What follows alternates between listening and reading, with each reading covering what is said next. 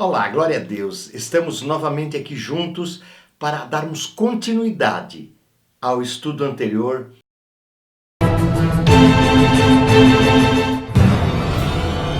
A Bíblia diz que meu rei é o rei dos judeus.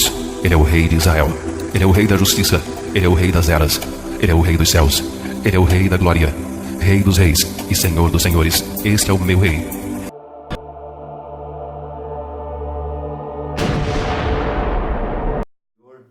Com muito pesar, nós fizemos a constatação de muitos pastores que agem assim, colaborando com a organização da Igreja da Nova Ordem Mundial. E agora nós vamos começar essa segunda parte pelo pastor Edir Macedo. Você conhece muito bem essa igreja, conhece bem o pastor Edir Macedo. Mas antes, deixa eu situar você um pouquinho. Lembre-se, estudamos e vemos facilmente os 8 reinos mostrados por Deus, certo? Já vimos que 6 já passaram. E estamos vivendo a entrada do 7º, eu creio já o 7º, que a Bíblia diz que ele tem que ser rápido. E ele vai preparar todas as coisas para o 8º reino. Quem é o 8º rei? O 8º rei é o anticristo. O 8º reino, o reino da besta do anticristo. Você lembra que o anticristo receberá, como a palavra de Deus diz, do próprio dragão, a antiga serpente, Satanás, todo o poder espiritual para fazer maravilhas que enganarão até mesmo os escolhidos, se assim fosse possível. E também ele precisará de uma estrutura natural, porque ele não é Deus, ele não é onipresente, ele não é onisciente. E como é que ele vai comandar o mundo inteiro, todas as pessoas? Então ele precisa de uma estrutura natural. Então nós estamos vendo assim, quem é que está preparando as coisas para o anticristo? E a primeira coisa que nós vimos é uma igreja mundial. O mundo inteiro dirá, quem é como a besta? Quem poderá se levantar contra ela? E para a preparação dessa igreja, nós vimos que os líderes religiosos são os que assumem o primeiro papel. Nós vimos o Papa. Nem preciso repetir tudo aquilo, certo? Nós vimos, veja, no seu acariciamento com o Islã, veja que foto mais bizarra, que situação mais bizarra do Papa, né? Neste momento da edição deste vídeo que você está vendo agora, eu interrompi a edição para sair um pouco fora das características desse canal. Porém, a notícia é muito importante e significativa. O Papa Francisco, em Roma, algumas horas atrás, desse dia 2 de maio de 19, pediu a formação de um governo supranacional. Você sabe que ele está falando do governo mundial para o anticristo comandar. Ao finalizar esse vídeo, procure o outro. É bem curtinho, mas é muito significativo. Beijando-os na boca, porque ele precisa deles para fazer a igreja mundial. Não importa que eles dizem que Deus não tem filho e todas aquelas coisas. Estamos vendo os pastores, mostramos alguns. Agora vamos começar aqui, meu querido Edir Macedo. E olha, se você está chegando aqui pela primeira vez, está nos conhecendo hoje, espero que você seja abençoado a ponto de inscrever-se, porque precisamos divulgar essas verdades. Escrever, acionar o sininho para receber as notificações, colocar um like ali na mãozinha e até, se possível, um comentário. E se você for já inscrito, você já sabe, então, por favor, deixe seu like, deixe seu comentário, acione o sininho, veja se ele está acionado e vamos adiante, porque o nosso trabalho é muito, porque é urgente. É urgente. Agora, querido Edir Macedo, esse homem no Brasil inteiro e em muitas partes do mundo, ele enche as igrejas dele de seguidores que vão buscar o quê? A cura, que vão buscar a prosperidade. E eles veem ele com a palavra de Deus na mão. Esse é o problema. Porque com a palavra de Deus na mão, pregando a cura, pregando a prosperidade, pregando tudo aquilo que as pessoas querem, ele usa essa isca maravilhosa. E dentro está o anzol. E o anzol é toda a doutrina dele. Por exemplo, o aborto. Ele prega o aborto. Nós vemos o Papa agora liberando todos os sacerdotes católicos para perdoarem todo e qualquer tipo de aborto. Então é a mesma linguagem. Não só ele concorda com o aborto, como ele diz que é necessário, é bom o aborto. A mãe dele teve vários abortos e que é melhor você abortar quando está no ventre, do que depois não poder criar como deveria ser criado. Opa, agora está assumindo o papel de Deus e dizendo quem é que pode viver ou não pode. Não, cuidado, muito cuidado. E tantas outras coisas, querido. Olha sua ministração. Eu nunca vi alguém dar um testemunho na igreja dele. Eu vivi assim e encontrei o Senhor Jesus. Hoje eu tenho a vida eterna. Não, eu tinha tanto, ofertei tanto, dei tanto e hoje eu sou assim bem sucedido. É estranho, é muito estranho. Veja agora, ele está construindo igrejas, anunciando o terceiro templo. Ele constrói as igrejas como em São Paulo, agora está construindo em Curitiba. Ele constrói o templo de Salomão para as pessoas irem adorar. Quem é que ele está homenageando com isso? Presta atenção. Quem é que está esperando o terceiro templo? Porque a Bíblia diz que o anticristo virá e com o poder ganho do dragão e com o poder do esquema natural entregue na mão dele, ele se assentará no templo, no santuário de Deus e se dirá igual a Deus e comandará o mundo. Então quando ele faz um templo desses, ele está dizendo, chegará, o templo chegará. Ele está, sim, homenageando ao anticristo e não ao Deus de Israel, o Deus de Jerusalém. Então, assim é esse homem. Vamos deixar e vamos adiante, porque tem muitas coisas para falar dele. Muitas coisas. Por exemplo, só mais uma dica. Por que é que nessas igrejas a cada ano troca o pastor? Como que o cara vai pastorear e amar as suas ovelhas?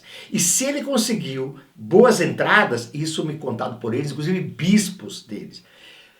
Se o pastor conseguir boas entradas, ele vai ser promovido para uma cidade maior.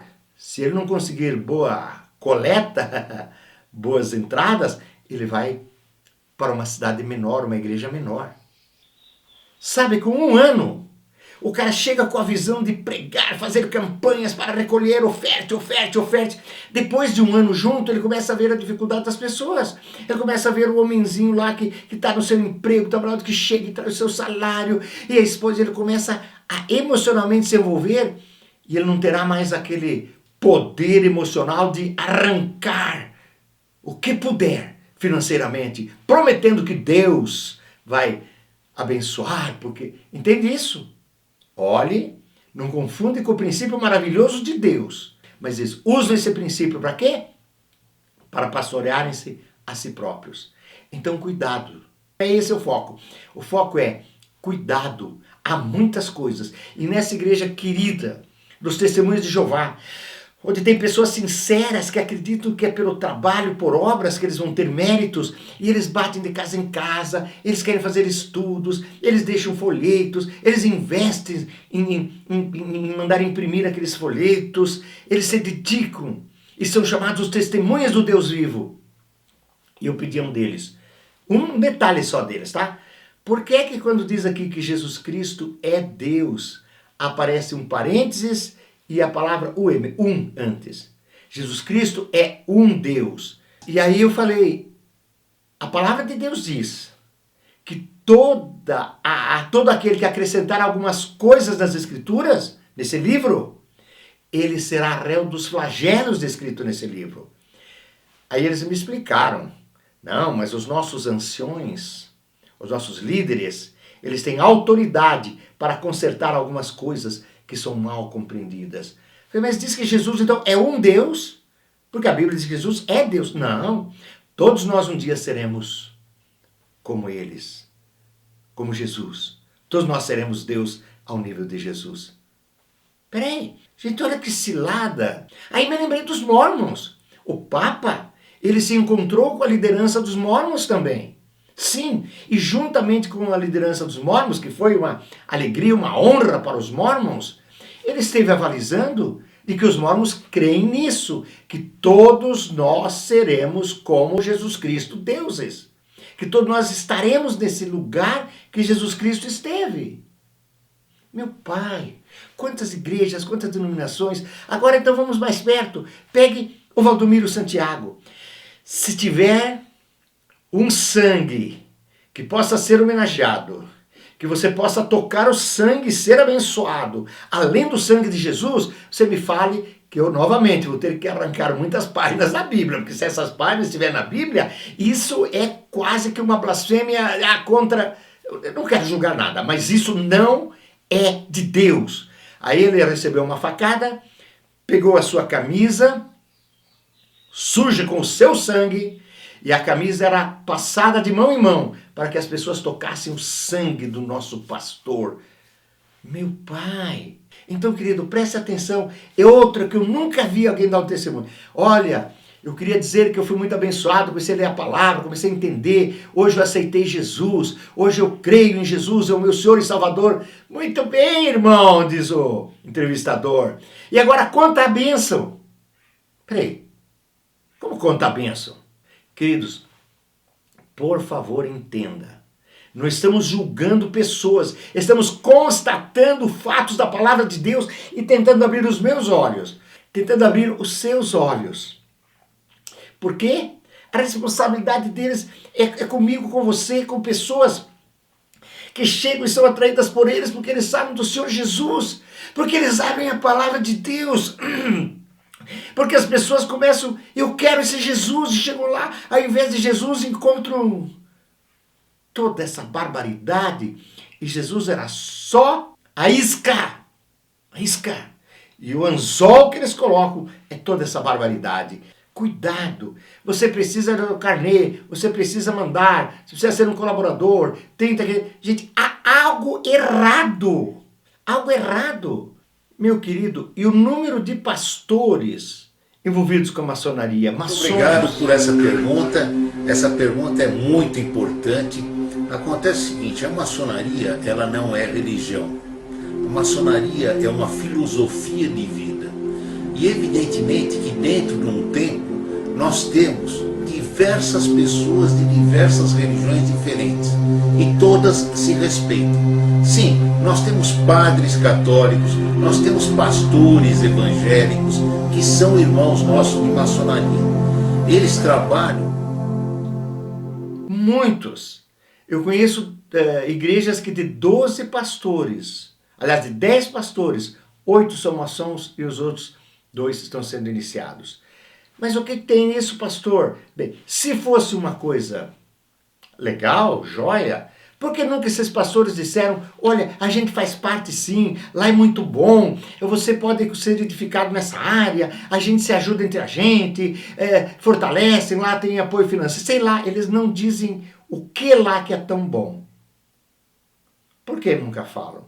Segundo, eles negam.